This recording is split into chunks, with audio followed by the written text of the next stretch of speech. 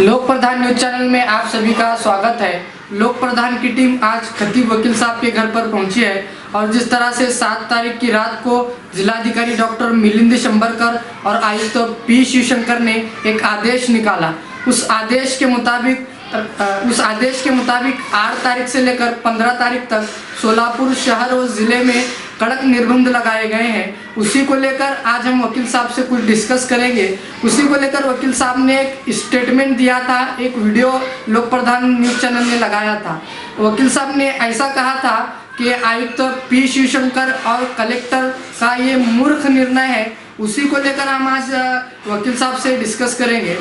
वकील साहब, जिस तरह से आपने कहा था कि कलेक्टर जिलाधिकारी मिलिंद शंभरकर और कलेक्टर का ये जो आदेश है वो महामूर्ख आदेश है, क्या आप उस स्टेटमेंट को अब भी कायम है उस स्टेटमेंट को लेकर? बेशक नाचीज उस स्टेटमेंट पे अब भी 100% कायम है।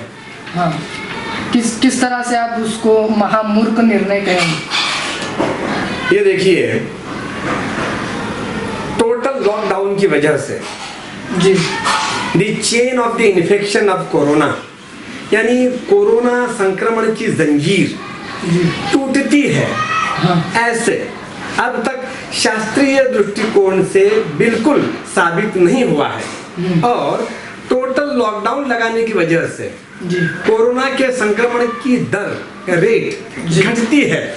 ऐसे भी अब तक साइंटिफिकली हरगिज साबित नहीं हुआ है। इसलिए नाचीज इस स्टेटमेंट पे कायम है कि सोलापुर शहर में और जिले में टोटल लॉकडाउन लगाने का कलेक्टर मिलिंद शंभरकर का और सोलापुर म्युनिसिपल कॉर्पोरेशन का कमिश्नर पी शिवशंकर, इन दोनों का ये लॉकडाउन लगाने का फैसला यह महामूर्खता है। इस पर नाचीज अब भी कायम है। जी, आप मतलब अब भी उनके आदेश को, उनके निर्णय को महामूर्ख करा दे रहे हैं? बिल्कुल जी। वकील साहब, आयुक्त पी शिवशंकर और कलेक्टर का ये लॉकडाउन का फैसला किस तरह से गलत है?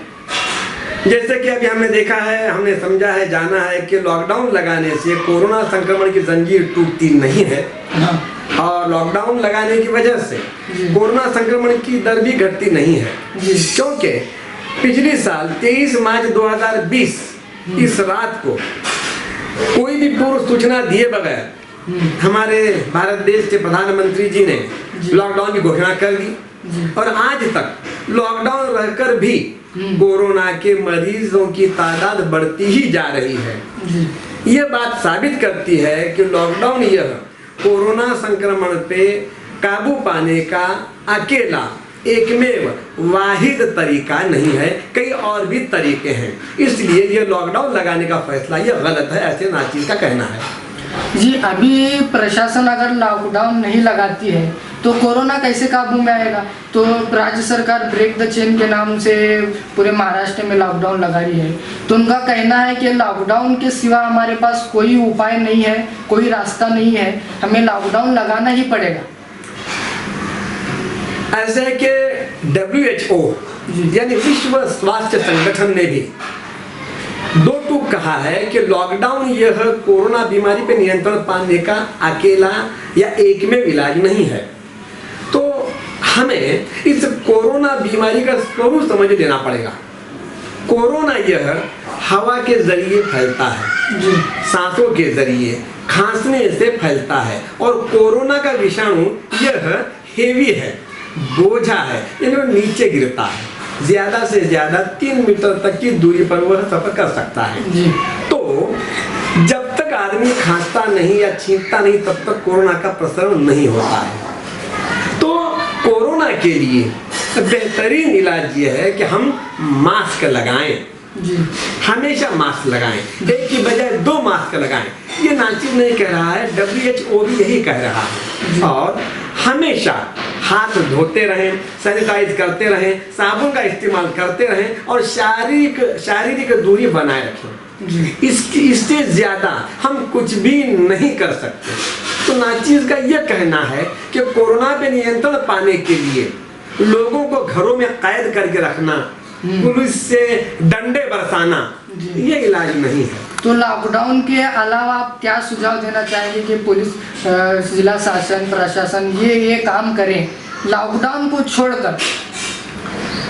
लॉकडाउन लगाने की बजाय जी अगर प्रशासन जी यानी सोलापुर म्यूनिसिपल कॉरपोरेशन और गवर्नमेंट ऑफ महाराष्ट्र यह नागरिकों में हमेशा मुफ्त में मास्क, साबुन और सैनिटाइजर्स बांटते रहें, मुफ्त में बांटते रहें, जो कि नामुमकिन नहीं है, और म्यूनिसिपल कॉरपोरेशन ऑफ सोलापुर यह यूं करे कि टेस्टिंग की रफ्तार, तादाद बढ़ाए, टेस्टिंग और ट्रेसिंग, और सोलापुर महानगर पालिका ज्यादा से ज्यादा कोविड सेंटर से शुरू करे और वो वॉर रूम एक बनाए और उस वॉर रूम का हर कोविड सेंटर से उसका कनेक्शन होना चाहिए।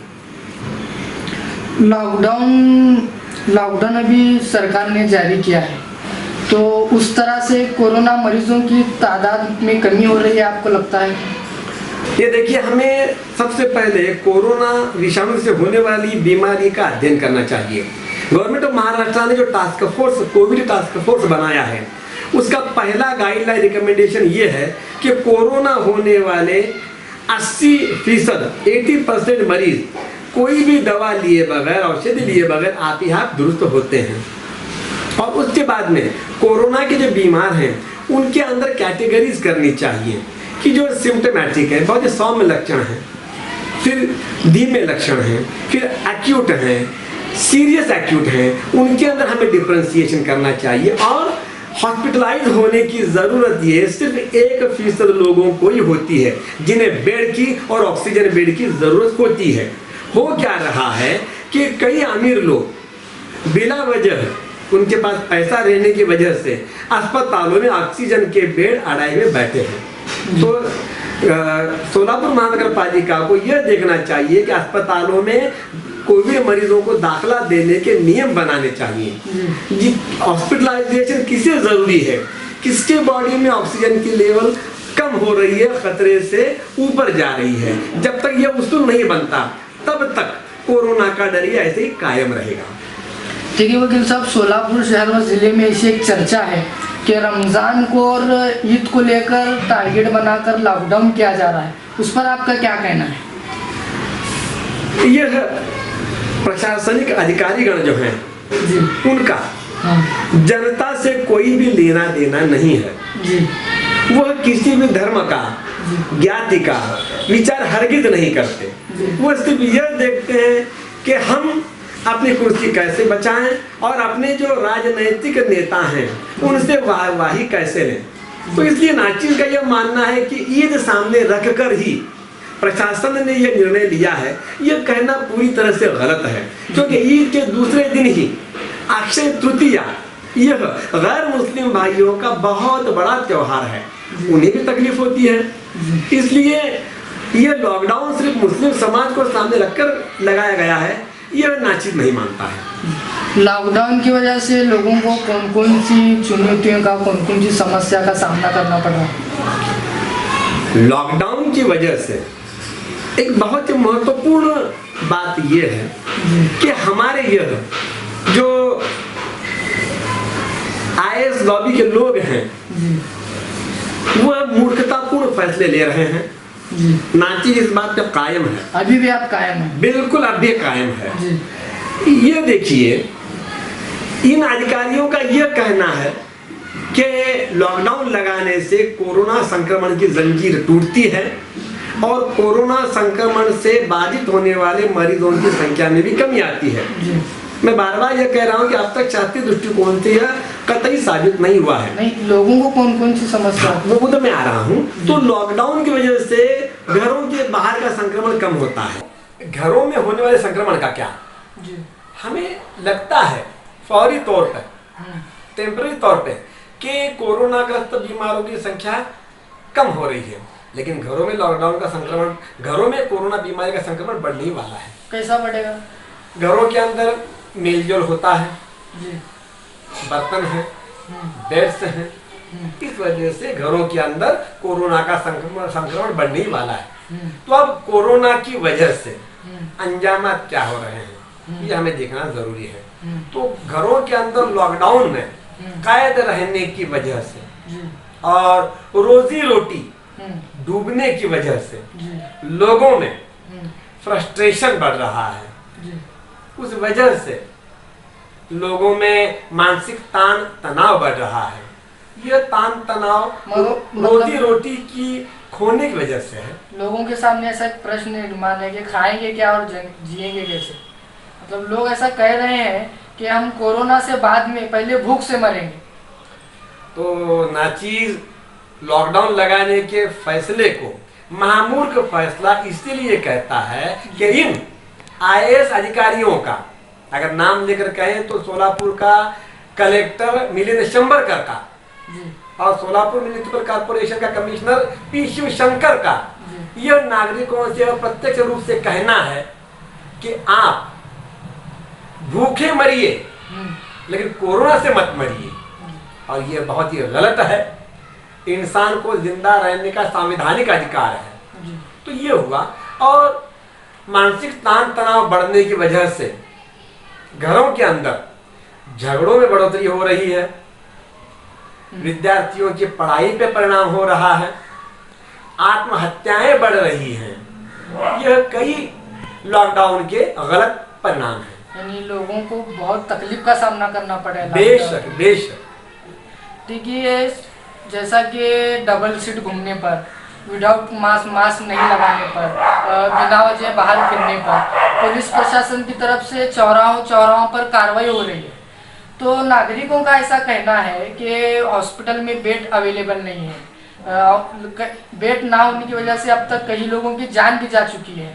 तो हम किससे जुर्माना वसूल करें, ऐसा लोगों का कहना है। तो इस पर आप क्या जवाब देंगे? ये देखिए, अगर पुलिस प्रशासन यह नागरिकों द्वारा कानून तोड़ने की वजह से अगर जुर्माना ले रहा है तो नागरिकों का यह सवाल पूछना भी जायज है कि हमारी जाने की जिम्मेदारी ये गवर्नमेंट है, गवर्नमेंट ऑफिसर्स हैं, हमारे लोग प्रतिनिधि हैं, तो उनसे जुर्माना क्यों न लिया जाए।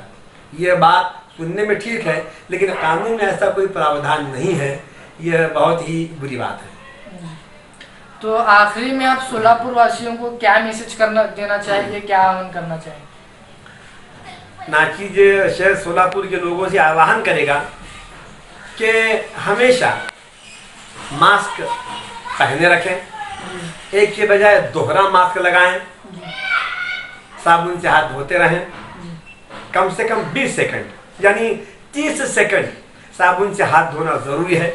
जिन्हें मुमकिन है वह सैनिटाइजर साथ में रखें और साबुन से हाथ धोए बगैर, सैनिटाइज किए बगैर अपने मुंह को और नाक को अपना हाथ न लगाएं, एहतियात बरतें। यह नाचीज सोलापुर की जनता को मैसेज देना चाहता है। बहुत बहुत शुक्रिया वकील साहब। ये थे हमारे साथ एडवोकेट खतीब वकील साहब। इन्होंने बहुत अच्छी मालूमात हमें दी है। तो हम लोक प्रधान न्यूज चैनल के जरिए आपसे आह्वान करते हैं कि प्रशासन को सहकार्य करें, जो जो नियम प्रशासन ने दिए हैं उसका पालन करें, घर में रहें, सुरक्षित रहें। मैं लोक प्रधान न्यूज चैनल से मैनुद्दीन नदाब, कैमरामैन ओम तेलकर के साथ।